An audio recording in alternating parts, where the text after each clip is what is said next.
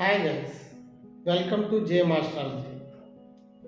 2023 year ప్రిడిక్షన్లో మిథున్ రాశి వారికి ఏ విధంగా ఉంటుంది అనేది ఈ వీడియోలో తెలుసుకుంటారు. మిథున్ రాశి అనేది కాలపురుషుని చార్ట్లో థర్డ్ హౌస్ అంటాం, మూడో హౌస్. ఈ హౌస్ యొక్క అధిపతి ఎవరు వచ్చినప్పటికల్లా బుధుడు, అంటే మెర్క్యూరీ అనేది ఈ మిథున్ రాశి వారికి లార్డ్ అవుతారు. సో మెర్క్యూరీ అంటే తెలివితేటలు, ఈ బిజినెస్, ఇవన్నీ కదా మనం చెప్తాం జనరల్గా నాలెడ్జ్. సో అటువంటి రాష్ట్రాధిపతి అయినందువల్ల ఈ సంవత్సరంలో ఈ బిజినెస్ పీపుల్ వచ్చినప్పటికల్లా చాలా సక్సెస్ని, గ్రోత్ని వాళ్ళు చూస్తారు.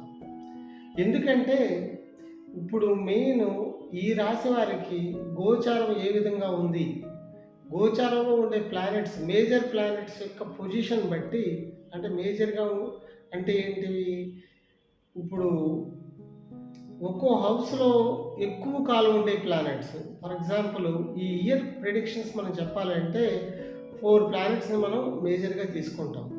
అవేంటంటే ఒకటి సాటర్న్ వచ్చినప్పుడు ఒక హౌస్లో 2.5 years ఉంటుంది. సో అలాగప్పుడు మిథున్ రాశి వారికి 8th and 9th lord Saturn అవుతారు.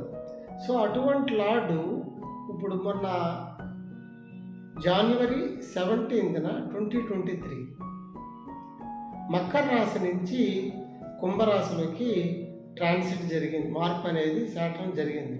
సో అందువల్ల ఏంటంటే కుంభరాశిలో 2.5 years ఉంటారు ఆయన. సో అంటే మిథున రాశి వారికి అక్కడ సాటర్న్ మార్పు వల్ల జరిగే ఫలితాలు అనేవి క్లియర్గా ఈ సంవత్సరంలో మనకి తెలుస్తాయి. అదేవిధంగా జూపిటర్ తీసుకుంటే ఏ హౌస్లోనైనా ఒక సంవత్సర కాలం, అంటే 12 months ఉంటారు ఆయన. సో ఆయన వచ్చినప్పటికల్లా, ప్రజెంట్ వచ్చినప్పటికల్లా గురువు ఆయన యొక్క ఓన్ హౌస్ అయిన మీనరాశిలో ఉన్నారు. మీనరాశిలో ఎప్పటి వరకు ఉంటారు? రేపు 22 April 2023 వరకు ఉంటారు. తర్వాత ఏమవుతుంది? మీనరాశి నుంచి మేషరాశిలోకి మార్పు అనేది జరుగుతుంది. తర్వాత తీసుకుంటే మనకి రాహుకేతు, ఈ రాహుకేతువులు కదా ఒక్కో హౌస్లోనూ మనకి 18 months వరకు ఉంటారు. మిథున రాశి వారికి సాటర్న్ మనము 8th and 9th లార్డ్ అని చెప్పాం. సో ఇటువంటి లార్డు మకరం నుంచి కుంభరాశిలోకి మార్పు చెందాడు. లాస్ట్ 2.5 years నుంచి మిథున రాశి వారికి హెల్త్ అనేది చాలా ప్రాబ్లమ్స్ అనేవి ఫేస్ చేస్తూనే ఉన్నారు. అవి ఏంటంటే దీర్ఘకాలికంగానే బాధపడుతున్నారు. వాళ్ళకి రిలీఫ్ అనేది ఈ సాటర్న్ మకరం నుంచి కుంభరాశిలోకి వెళ్ళడం వల్ల, అంటే 8th house నుంచి 9th houseలోకి వెళ్ళడం వల్ల వీరికి హెల్త్ పరంగా కొంత ఉపశమనం, అంటే మనకి రిలీఫ్ అనేది ఉపశమనం కలుగుతుంది. అంటే 8th అనేది మనం హెల్త్ గురించి చెప్తాం, లాంగివిటీ. అదే 9th house అనేది ఫార్చ్యూన్ హౌస్ అంటాం. ఈ 8th 9th లార్డ్ ఒకళ్ళే అవడం వల్ల ఈ 9th హౌస్లో మార్పు కదా పూర్తిగా కాదు, మొన్న లాస్ట్ 3 years కంటే కదా కొంత బెటర్మెంట్గా ఉంటుంది. తర్వాత చెప్పాలి అంటే గురువు, ఈ మిథున రాశి వారికి గురువు వచ్చేటప్పటికల్లా 7th house 10th house lord అయినా. ప్రజెంట్ తీసుకుంటే మీన రాశిలోనే ఉన్నారు ఆయన. ఆయన ఓన్ హౌస్ అది. అక్కడ ఎప్పటి వరకు ఉంటారు ఆయన? April 22 వరకు ఉంటారని చెప్పాం. అప్పటి వరకు కదా ఏమవుతుందంటే 10th హౌస్లో జూపిటర్ ఉండడం వల్ల, వాళ్ళ ఓన్ హౌస్లో ఉండడం వల్ల ఈ మిథున రాశి జాతకులకు ఉద్యోగంలోను, విద్యార్థులకైతే వాళ్ళ ఎడ్యుకేషన్లోను, తర్వాత బిజినెస్ పీపుల్కి వాళ్ళు చేసే బిజినెస్లోనూ సక్సెస్ అవడాలు, ఫైనాన్షియల్గా మంచి గ్రోత్ రావడం, తర్వాత ఉద్యోగం చేసే వాళ్ళకైతే వాళ్ళకి ఇంకా ప్రమోషన్స్ రావడం, ఇవన్నీ కదా బాగా ఉంటాయి. తర్వాత జూపిటరు ఈ మీనరాశి నుంచి మేషరాశికి వెళ్ళినప్పుడు అక్కడ అది ఏమవుతుంది, లాభస్థానం అవుతుంది. అది కదా మంచి స్థానం ఈ గురువుకి. అది ఫ్రెండ్లీ హౌసే. కుజుడు వచ్చినప్పుడు కుజుడు యొక్క హౌస్ అది. మేషరాశి అనేది. కానీ అక్కడ ప్రాబ్లమ్ వచ్చిందల్లా ఏంటంటే, గురువు అక్కడ రాహు ఆల్రెడీ అక్కడ మేషరాశిలోనే ఉన్నారు. సో, గురువు రాహుతో కలిసి ఉండడం వల్ల అది మనకేమైంది గురు చండాల యోగం అనేది ఏర్పడింది. సో, అందువల్ల ఏంటంటే కొంతవరకు గురువు యొక్క ఫలితాలని ఇనీషియల్‌గా ఇవ్వడానికి కొంత ప్రాబ్లమ్‌గానే ఉంటుందది. ఎప్పుడు? ఏప్రిల్ తర్వాత. మిథున రాశి వారికి ఈ సంవత్సర కాలం 2023 అంతా కదా ఈ గురువు వచ్చేటప్పటికల్లా బెనిఫిట్ ఇస్తానే ఉంటాడు. సో, ప్రొఫెషనల్‌గాను, తర్వాత బిజినెస్ పీపుల్‌కి, తర్వాత విద్యార్థులకు కదా మంచి లక్‌ని ఆయన అందజేస్తారు. తర్వాత తీసుకుంటే మనం రాహు. ఈ రాహు వల్ల ఏ విధమైన ఫలితాలు ఉంటాయి? రాహు కేతువుల వల్ల. రాహు వచ్చేటప్పటికల్లా లాభంలోనే ఉన్నాడు.